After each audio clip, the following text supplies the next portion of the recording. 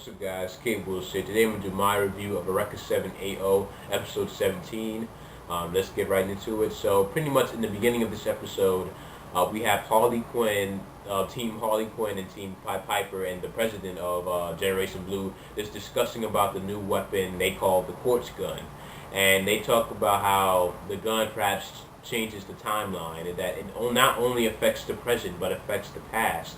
And pretty much the scientist Johansson is brought up, he was brought up in earlier episodes where he was known as like the crackpot scientist who came up with these crazy theories about timelines and the secrets and Scub coral, and people didn't believe him, but it seems like now all of his theories, his predictions are coming to intuition right now.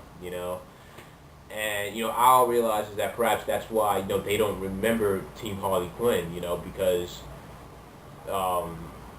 the reason why he used the gun and that they don't know it, but because the thing is that since history was altered, that they never met the members of Goldilocks, pretty much. And the teams also thought that that's probably what's going to happen, is that they may not remember certain events, but the events probably did happen. We also find out that apparently after the secrets were attacking around the world, some people actually got sick, and it seems that near the chest area, just like Naru, Scub core seems to be growing inside of them.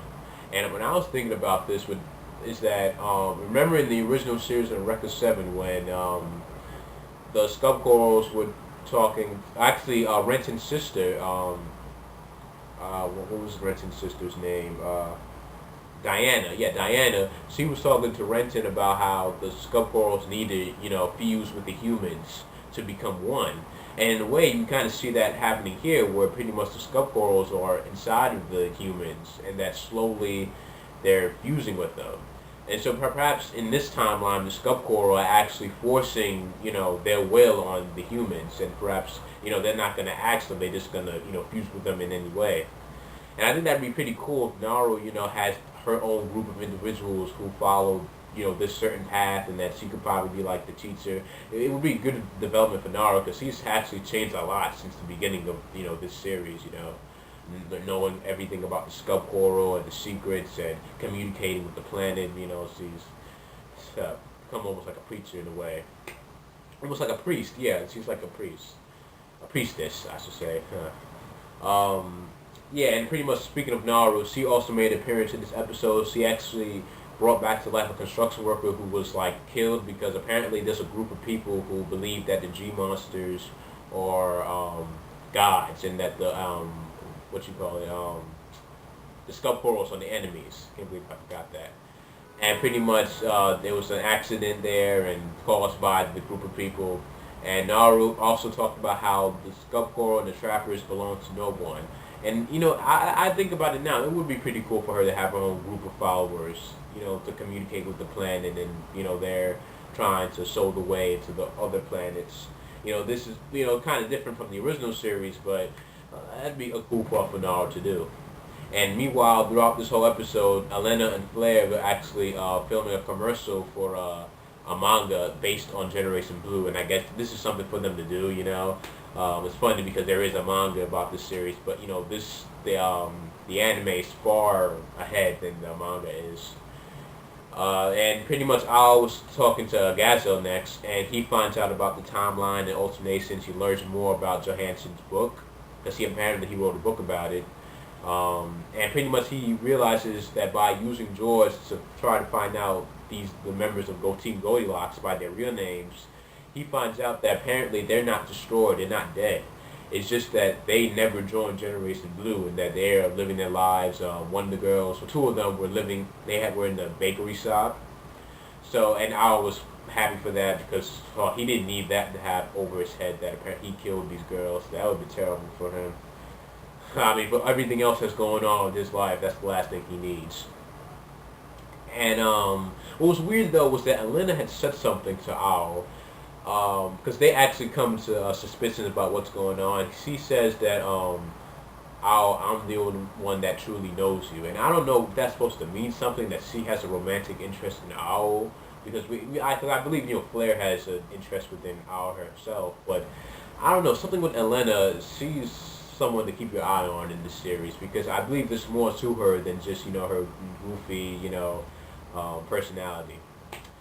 And pretty much when Team Pied Piper were on the next mission to retrieve quartz, we see the coalition arrive, and pretty much the other nations, they know what Generation Blue has been doing with the quartz. They know they've been taking it, and they know about it, and pretty much they feel like Generation Blue lied to them and betrayed them, and it's a standoff now because Generation Pied Piper, they don't want to hurt them, but it's like, what do? It's like a standoff. What do they call it? A Mexican standoff. That's the saying.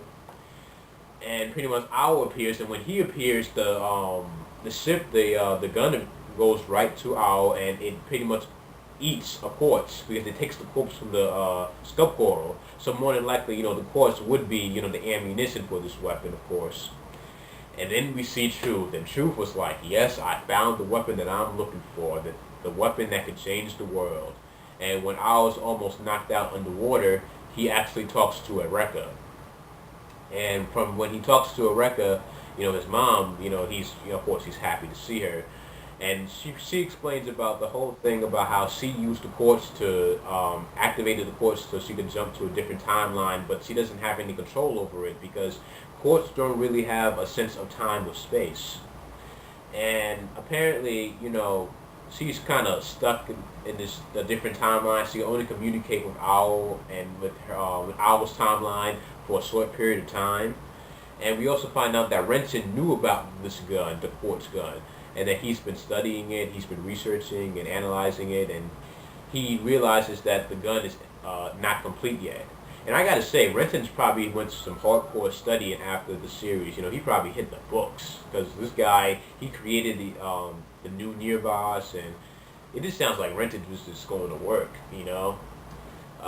and pretty much what happens is that Eureka tells Owl that she's not sure if the weapon's going to work or not, and it might disrupt the timeline even more. But Owl makes a vow that he will meet with his mother again. And then it's a standoff with Truth, but Owl's about to shoot Truth with the weapon, but he's like, nah, because he can't risk it, the fact that he might change something else within this world. And pretty much he's surrounded by members of the coalition within helicopters, and they can't do anything about it, so Owl just gives up, and that's pretty much, the whole end of the episode. Overall, I really thought this episode was pretty good. We learned more about the quartz, and we learned more with this timeline, with this new quartz gun, and how pretty much, really, it's really not really with time travel, more with like the timeline being messed up and the present and past. We learned a lot, and I think that's why this episode was pretty good in my opinion, because we learned more about the quartz and the secrets.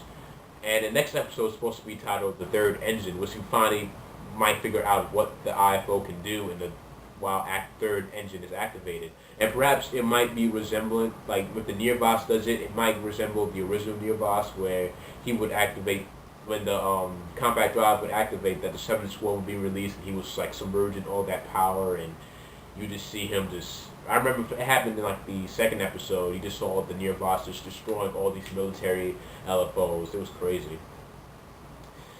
Maybe something like that would happen, or probably just a speed boost. I don't even know. But yeah, it's a very good episode. We all saw Eureka, we saw Naru, Truth. It was pretty balanced, I would say. This episode was, for being like a little less than 30 minutes. It was a good balanced episode. I can't wait for next week's episode. Let me know what you guys thought about this episode down below, about the Scub corals and the whole thing with, backwards diction.